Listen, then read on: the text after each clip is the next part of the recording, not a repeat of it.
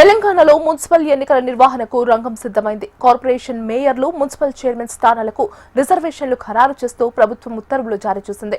Nalgonda municipal corporation general మహిళలకు కేటాయించారు. Nalgonda mayor పీఠం దక్కించుకునేందుకు రాజకీయ పార్టీలు పావులు కదుపుతున్నాయి. మేయర్ పీఠం మహిళలకు కేటాయించడంతో ఆశావాహుల్లో కొత్త ఉత్సాహం మొదలైంది. నల్గొండ మున్సిపాలిటీ కార్పొరేషన్ గా రూపాంతరం చెందిన తర్వాత జరుగుతున్న తొలి ఎన్నిక కావడంతో పలువురు రాజకీయ నేతలు తమ సతీమణులను రంగంలోకి దించేందుకు సిద్ధమవుతున్నారు. నల్గొండలో కాంగ్రెస్, బీఆర్ఎస్, బీజేపీ మధ్య త్రిముఖ పోరు నెలకొన్న అవకాశం ఉంది. నల్గొండ మున్సిపాలిటీ నుంచి మరింత సమాచారాన్ని మా ప్రతినిధి పరమేశ్ అందిస్తారు. తెలంగాణ రాష్ట్రంలో మున్సిపల్ ఎన్నికల నిర్వహణ కోసం రంగం సిద్ధమైంది. ఇప్పటికే వీటికి సంబంధించినటువంటి రిజర్వేషన్లు కూడా ఖరారు చేస్తూ ప్రభుత్వం అయితే ఉత్తర్వులు జారీ చేసింది.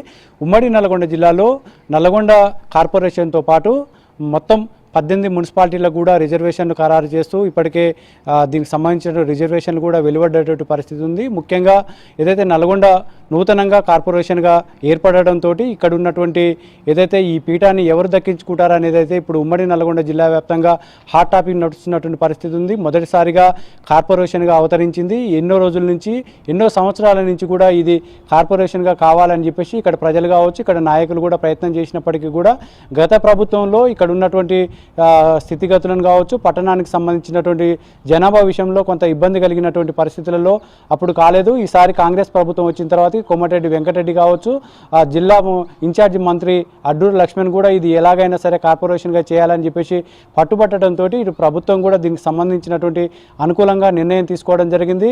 ఇటు అసెంబ్లీలో కూడా దీనికి సంబంధించినటువంటి బిల్లు కూడా పాస్ కావడంతో అయితే తాజాగా దీనికి సంబంధించినటువంటి ఉత్తర్వులు కూడా జారీ అయ్యాయి. దీనికి సంబంధించిన రిజర్వేషన్ కూడా జనరల్ మహిళ కావడంతో అయితే ఇప్పుడు అన్ని ప్రధాన పార్టీలు కూడా ఎలాగైనా సరే ఈ స్థానాన్ని దక్కించుకోవాలని చెప్పేసి అయితే వ్యూహాలు రచిస్తున్నటువంటి పరిస్థితి ఉంది. ఇప్పటికే దీనికి సంబంధించినటువంటి నల్గొండ కార్పొరేషన్లో 48 వార్డులు ఉండగా ఈ 48 వార్డులకు సంబంధించినటువంటి అన్ని ప్రధాన పార్టీలు కూడా ఎలాగైనా సరే తమకు సంబంధించినటువంటి అభ్యర్థులను గెలిపించుకోవాలని చెప్పేసి తమ సంబంధించినటువంటి వ్యూహాలను కూడా వీళ్ళు రచిస్తున్నటువంటి పరిస్థితి కూడా మనం చూడొచ్చు.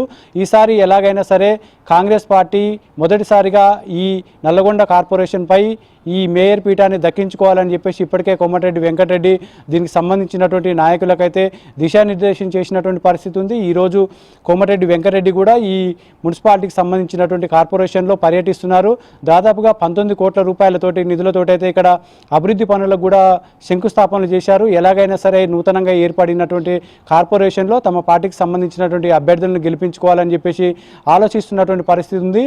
అంతేకాకుండా ఇటు బీజేపీ పార్టీ కావచ్చు, బీఆర్ఎస్ పార్టీ కూడా ఎలాగైనా ఈసారి నూతనంగా ఏర్పడినటువంటి కార్పొరేషన్లో తమ పార్టీకి సంబంధించినటువంటి అభ్యర్థులను గెలిపించుకోవడానికైతే ఇప్పటికే బలబలాలను కూడా చూసుకుంటున్నటువంటి పరిస్థితి ఉంది. ఏ వార్డులో ఎవరిని నిలబెడితే తమ పార్టీకి సంబంధించినటువంటి అభ్యర్థులు గెలుస్తారు, ఆ వార్డులో మనకు సంబంధించినటువంటి రిజర్వేషన్లు ఏమున్నాయి, అక్కడ మనకు కలిసి వచ్చేటటువంటి అంశాలు ఏంటి అనే విషయాల్లో కూడా ఇప్పటికే అధికార పార్టీకి సంబంధించినటువంటి, ప్రతిపక్ష పార్టీకి సంబంధించినటువంటి వాళ్ళు కూడా దీనికి సంబంధించినటువంటి వ్యూహాలు రచిస్తున్నటువంటి పరిస్థితి ఉంది. ఏదైతే గతంలో బీఆర్ఎస్ పార్టీకి సంబంధించినటువంటి మున్సిపాలిటీగా ఉన్నప్పుడు అప్పుడు చైర్మన్గా కూడా చేసినటువంటి అనుభవం ఉంది.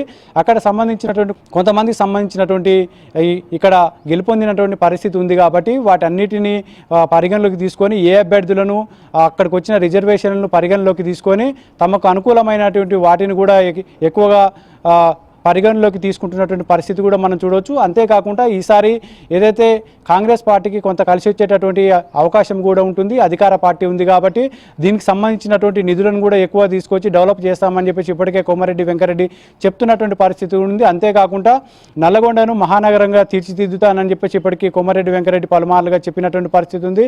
ఇటు నల్లగొండకు సంబంధించినటువంటి రింగ్ రోడ్డు పనులు కావచ్చు, ఈ నల్లగొండ పట్టణంలో సంబంధించినటువంటి అనేక అభివృద్ధి కార్యక్రమాలు చేస్తున్నారు. కాబట్టి ఎలాగైనా సరే ఈ మేయర్ పీఠాన్ని దక్కించుకోవాలని కాంగ్రెస్ పార్టీ భావిస్తున్నటువంటి పరిస్థితులలో ఇటు ఎలాగైనా సరే ఈ అధికార పార్టీ దక్కించుకోవాలని చూస్తుంది. అంతేకాకుండా ఇటు కాంగ్రెస్ పార్టీకి కొంత వ్యతిరేకత కూడా వచ్చేటటువంటి పరిస్థితి ఉంది. ఎందుకంటే ఆశావాహుల సంఖ్య ఎక్కువగా ఉంటుంది కాబట్టి దీంట్లో సీట్ల కేటాయింపులో కొంత ఇబ్బందులు తలెత్తేటటువంటి అవకాశం ఉంటుంది. కాబట్టి దీంట్లో ఏమైనా జరిగితే మాత్రం ఇందులో ఉన్నటువంటి ఆశావాహులు కూడా వేరే పార్టీల వైపు మొగ్గు చూపేటటువంటి అవకాశం కూడా ఉంటుంది. కాబట్టి వీటన్నిటిని కూడా ఎలా బేరీజ్ చేస్తారు, వీటన్నిటిని కూడా ఎలా సమన్వయ చేస్తారనేది అయితే ఆసక్తి నెలకొన్నటువంటి పరిస్థితి ఉంది.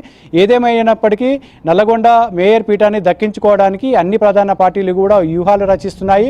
అంతేకాకుండా గతంలో ఉన్నటువంటి చైర్మన్ల వాళ్ళకి సంబంధించినటువంటి భార్యలను ఈసారి మేయర్గా గెలిపించుకోవాలని చెప్పేసి వ్యూహాలు రచిస్తున్నటువంటి పరిస్థితిలో ఈ నల్లగొండలో కాంగ్రెస్ పార్టీ జెండాని ఎగరేస్తుందా లేకుంటే బీఆర్ఎస్ పార్టీ జెండా ఎగురుతుందా అనేది అయితే ఆసక్తిగా చర్చ జరుగుతున్నటువంటి పరిస్థితి అయితే నల్గొండ మేయర్ పీఠంపై ఉన్నటువంటి పరిస్థితి అయితే ఉంది. ఇది ఇక్కడ ఉన్నటువంటి తాజా పరిస్థితి. కెమెరామెన్ సలీంతో పరమేశ్, HM టీవీ, నల్గొండ.